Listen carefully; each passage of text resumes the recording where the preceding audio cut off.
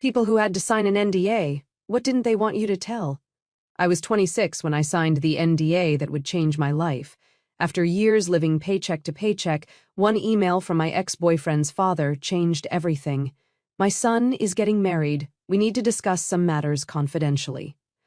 Paul's family was old money, the kind with buildings named after them and private jets that never appeared on flight trackers.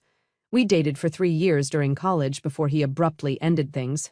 No explanation, just a hollow, "I can't do this anymore," and silence. 2 days after the email, I sat across from Howard Green in a private room at a downtown law firm.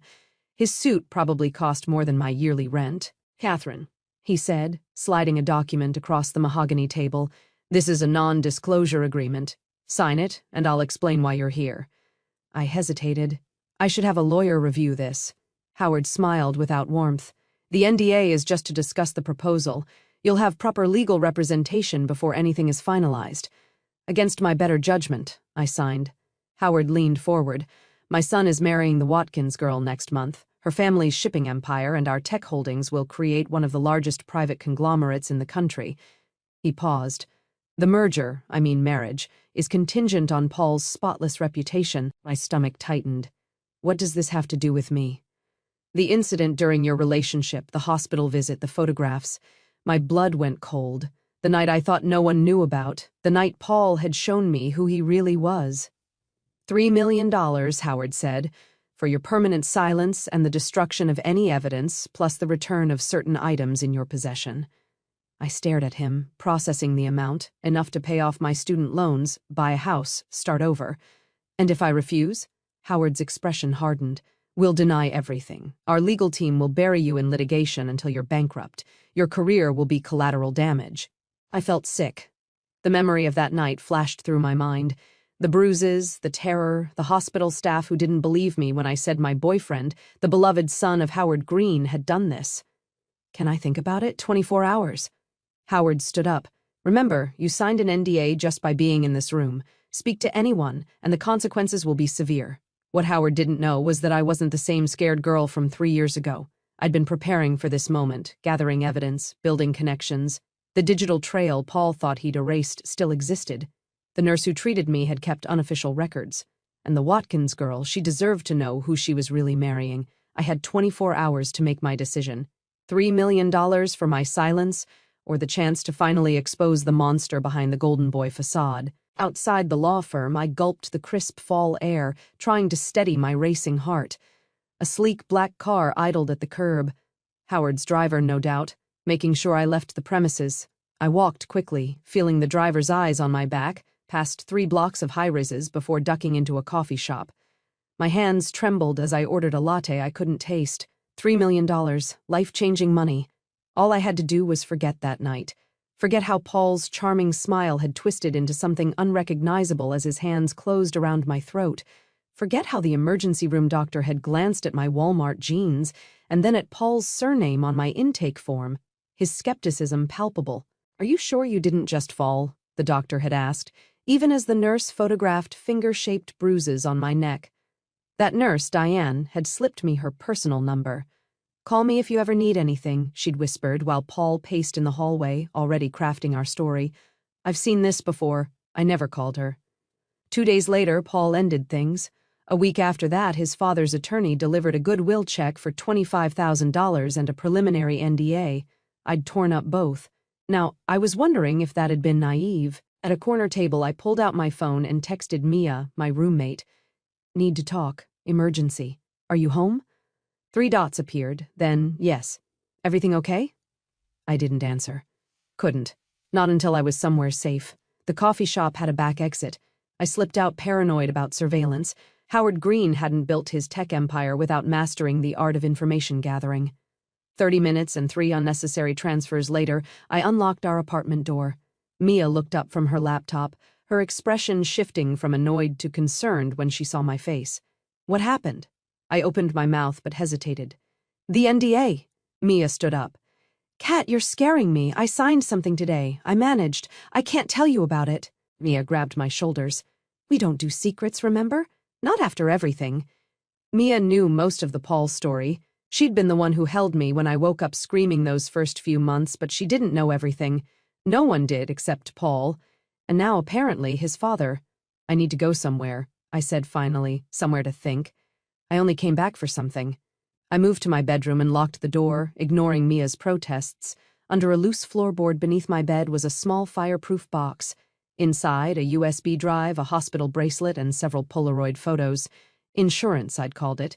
Evidence in case he ever came after me again. Now, it was leverage worth $3 million or a weapon to destroy a dynasty. My phone pinged with a text from an unknown number. Ms. Winters, as a follow-up to our meeting, I've taken the liberty of transferring a good faith deposit of $100,000 to your account. The remainder upon signing the final agreement tomorrow. HG. I checked my banking app. The money was there, pending. Howard hadn't mentioned a deposit. This was a tactic. Get me to spend some of it. Implicate myself. Make it harder to walk away. I transferred it immediately to my savings account. Untouched, but safe. When I emerged from my room, Mia was pacing. I'm staying at Jen's tonight, I told her, the lie bitter on my tongue. Work stuff. Don't worry. At least tell me if you're in trouble, she pleaded. I forced a smile. No trouble, just a decision to make. Outside, I hailed a taxi. Brighton Memorial Hospital, I told the driver. It was time to find Diane. Brighton Memorial's emergency department hadn't changed. Same harsh fluorescent lights, same antiseptic smell that couldn't quite mask human suffering. I approached the nurse's station, scanning faces. I'm looking for Diane. She was an ER nurse here about 3 years ago. The older nurse didn't look up from her computer. Last name? I froze. I'd never known Diane's last name. I don't. Catherine. I turned to find Diane herself, older but unmistakable with her silver-streaked dark hair. Her eyes widened in recognition. It's you, she said quietly. Paul Green's girlfriend. Ex, I corrected automatically. Diane glanced at the nurse's station, then guided me to a quieter corner. Break room's empty. 5 minutes. The staff break room was small and cluttered with half-empty coffee mugs and abandoned lunch containers. Diane locked the door behind us. I wondered if you'd ever reach out, she said. I hoped you wouldn't need to. I struggled to find the right words. I signed an NDA today. Understanding crossed her face. Ah, the green machine is in motion. You know about them? Diane laughed without humor. Honey, I've worked here 20 years. The Greens practically own this hospital's west wing. Their donation built it. She lowered her voice. You're not the first girl I've seen come through these doors after spending time with that family. My heart stopped. What? Paul's father was just like him. And his grandfather, too, from what I've heard. She crossed her arms. I've kept records, unofficial, of course. The hospital would fire me if they knew. That's what I came to ask about, I said. The photographs, your notes from that night, do they still exist? Diane studied my face for a long moment before answering. Yes, I need them. For what? Money? There was judgment in her tone. I don't know yet, I admitted. They're offering $3 million for my silence. Diane whistled. That's new. They must be desperate. She hesitated. What happened that night was wrong. Not just what he did to you, but how this place treated you afterward. The records getting lost. The doctor dismissing your injuries. She looked away. I kept copies because someday I thought someone might be brave enough to stop them. Or greedy enough to take their money, I said bitterly. Diane touched my arm. You didn't come here looking for permission to take the money. If you wanted that, you wouldn't be here at all. She was right. I'd been fighting with myself since leaving Howard's office, but some part of me had already decided. I just needed to be sure I wasn't alone. There's more, I said. Other girls? Diane nodded slowly. 3 that I know of, before and after you. One was the daughter of another powerful family. That got hushed up immediately. The other 2. She shook her head. Working class like you. Easy to discredit. Do you have their names? I can't give you that information. Professional responsibility flickered across her face. But I have documentation. Redacted, but clear enough. Could you testify? If it came to that? Diane's expression hardened. I've got 3 kids in college and a mother in assisted living. The Greens would destroy me. She paused. But sometimes doing the right thing costs everything. My phone vibrated. A text from Howard. Checking in on your decision process. The offer expires in 18 hours. I looked up at Diane. I need to see everything you have. Diane's evidence was more damning than I'd imagined.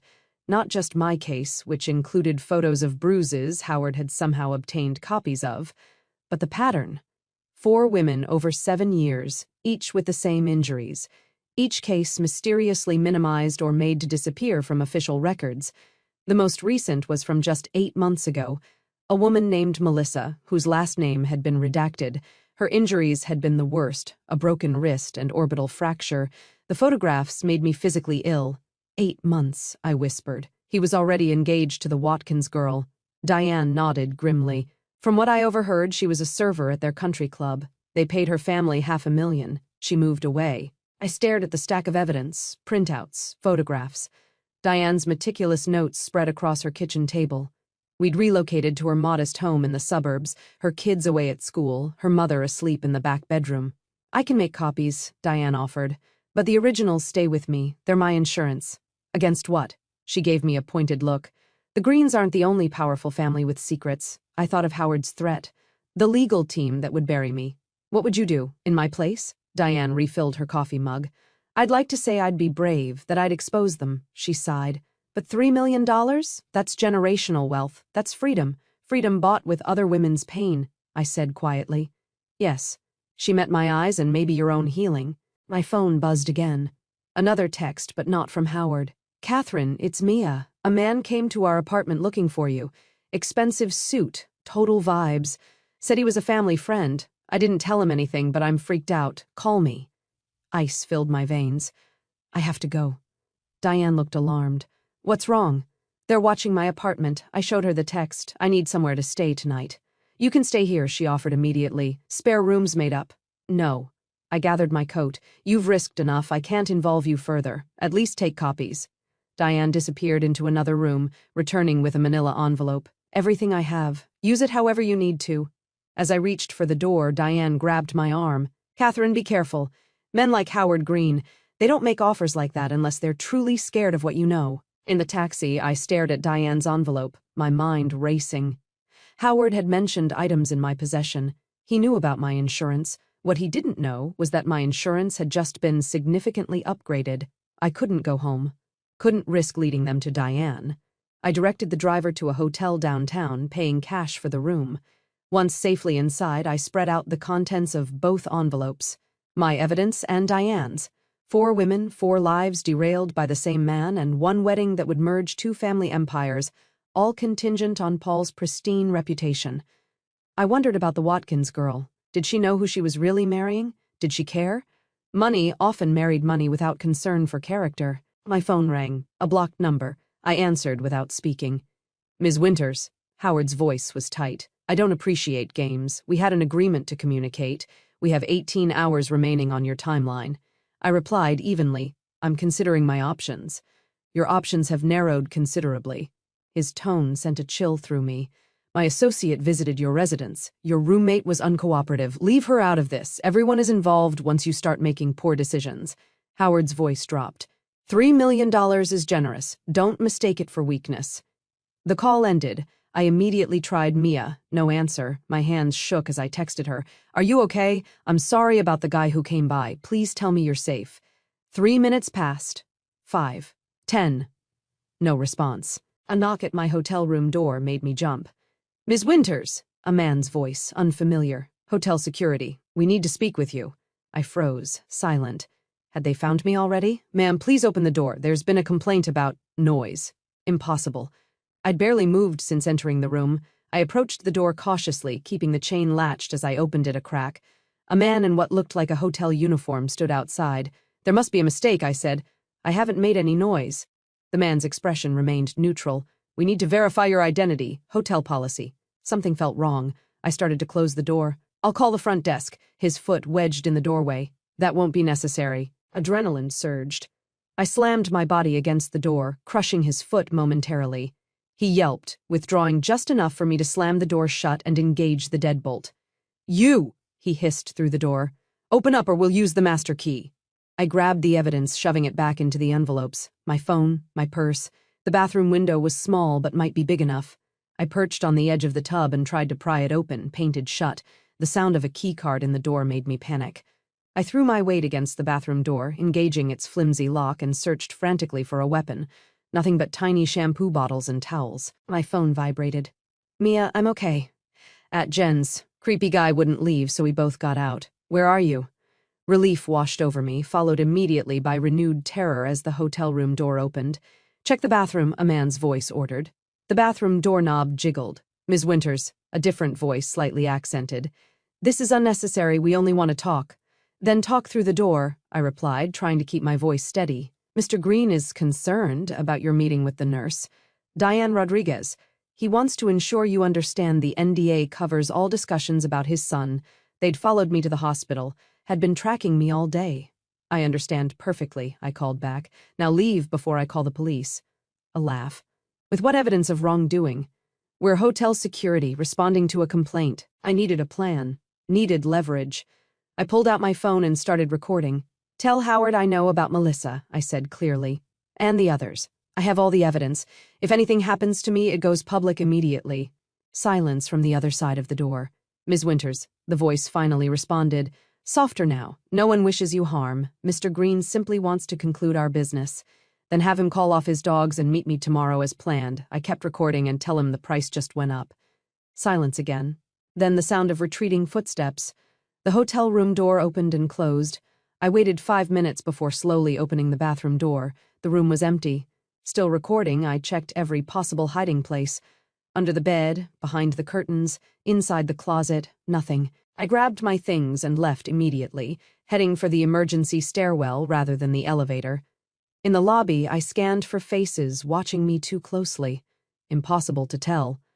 Out on the street, I hailed a cab, directing it to a 24-hour diner on the other side of town. I needed to think, needed a plan that wouldn't get me or Mia hurt. $3 million suddenly seemed like a small price for silence, but it wouldn't stop with me. There would be more women, more NDAs, more lives shattered by a monster protected by wealth and power. I spent the night moving between all-night diners and hotel lobbies, never staying in one place long enough to be tracked. By morning, I had made my decision. At 9 a.m., I texted Howard. "Meeting needs to be at a public location. The Westbrook Hotel lobby noon today." Howard replied immediately. "The original location is perfectly suitable. Public or no deal," I responded. "And I want the agreement revised. I've had legal counsel overnight." A lie, but a necessary one. 3 dots appeared, disappeared, then reappeared. Very well, noon. The Westbrook was upscale enough to impress, but public enough to feel safe. I arrived early, selecting a table with good sight lines to all entrances and exits. I wore a recording device, illegal in our state without two-party consent, but essential for my protection.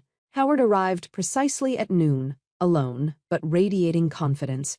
His bespoke suit and authoritative stride turned heads even in this wealthy establishment.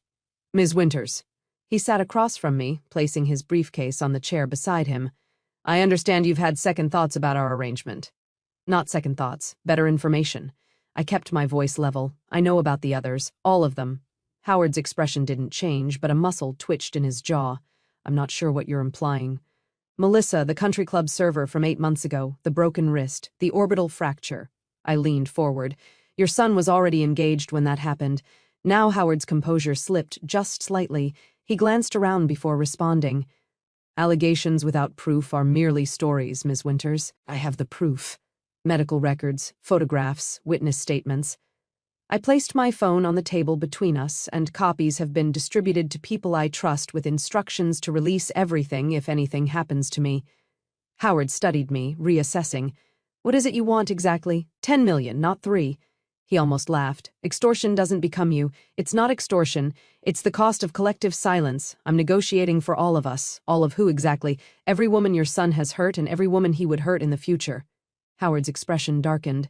"I'm not responsible for my son's alleged indiscretions, no. Who paid Melissa's family? Who covered up each incident? Who made the hospital records disappear?" I kept my eyes locked on his. "You built the cage that protects him." The waiter approached our table. Howard waved him away without looking. 10 million is outrageous. It's nothing to you, a rounding error in your quarterly earnings." I pulled out a document from my bag, the NDA Howard had prepared, now annotated with my changes. "But I want more than money." Howard took the document, skimming my handwritten notes. His face paled slightly. "This is unconscionable." "No, what's unconscionable is allowing your son to continue hurting women." I pointed to the key additions. 5 million now, 5 in escrow. Released only if there are no more incidents for 10 years. Paul enters treatment, real treatment, not some celebrity rehab. and he never contacts any of the women again. And if I refuse? Then tonight at 8 p.m., every major news outlet receives evidence of Paul's violence against 4 women, including the most recent while engaged to Eliza Watkins. The Watkins family will pull out of the merger. Your company's stock will plummet. I shrugged. Or you can buy 10 years of silence and a chance for your son to actually become a better man. Howard studied me with something almost like respect. You've thought this through. I've had 3 years to think about it. He made a small gesture with his hand. Only then did I notice 2 men in suits at the hotel bar watching us. They turned away immediately. I need to make some calls, Howard said. You have 1 hour. I'll wait here. Howard gathered his briefcase. Catherine, you understand there's no going back after this. You'll be watched. The first sign of betrayal will result in everything being released immediately. I finished for him. Yes, I understand how mutually assured destruction works. For the first time, Howard smiled genuinely. You would have made an excellent addition to our family under different circumstances. No, I replied coldly. I wouldn't have survived your family. When Howard returned, he had a revised agreement prepared on his tablet. The amount 10 million structured exactly as I demanded, the treatment requirement intact, the protection extended to all 4 women. You'll need to provide the names, he said, to ensure the agreement covers them. I'll provide first names only with physical descriptions. You know who they are? He nodded, conceding the point. Electronic signature? He offered the tablet. Paper, I insisted. 3 copies, 1 for you, 1 for me, 1 for my attorney. Another lie. I had no attorney, but the 3rd copy would go to Diane, my insurance policy against Howard's betrayal. Howard made a call. 20 minutes later, a junior attorney arrived with printed contracts. I reviewed every page carefully, ignoring Howard's impatient sighs. Initial here and here, the attorney instructed, pointing to each section, full signature on the final page. The agreement was dehumanizing in its clinical language. My trauma reduced to alleged incidents and claimed damages, but the provisions were clear. $10 million and mandatory treatment in exchange for silence. I signed my name, watching Howard do the same. The first transfer will process by end of day, Howard said, rising. I trust this concludes our business. I gathered my copy of the agreement. Almost. One last thing. I pulled out my phone, bringing up a messaging app. On the screen was a text conversation with Mia, the most recent message unsent. Send everything to the journalists. It's done. Howard's face darkened. What is this? Insurance?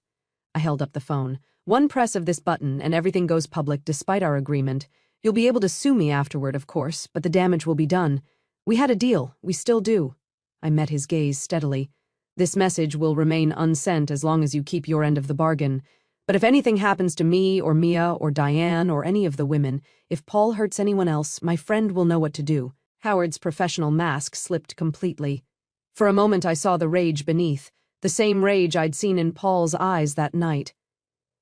You think you've won something here, he said quietly. But money like this, it changes people, corrupts them. In 5 years you'll be no different from us. I stood up.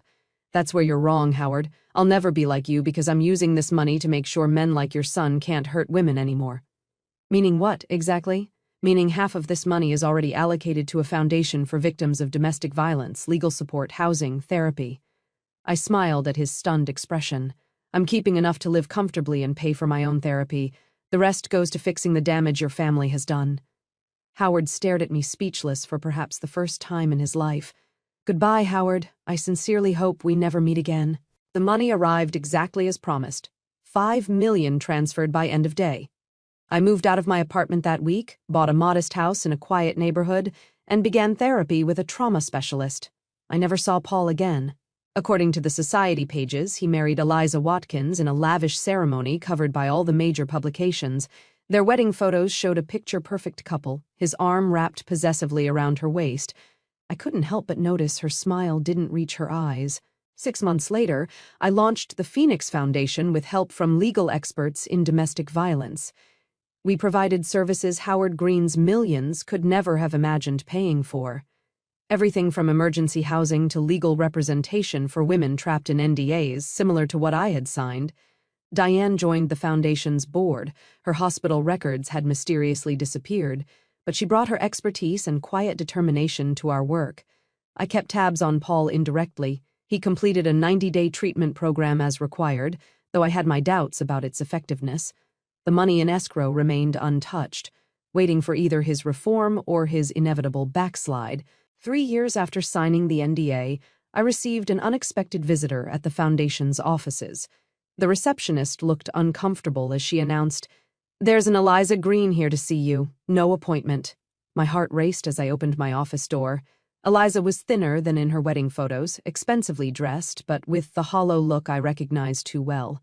"You're Catherine," she said simply. I nodded, inviting her in. She sat rigidly in the visitor's chair. "I found your foundation while researching." She paused. "Resources. I understand." I kept my voice gentle.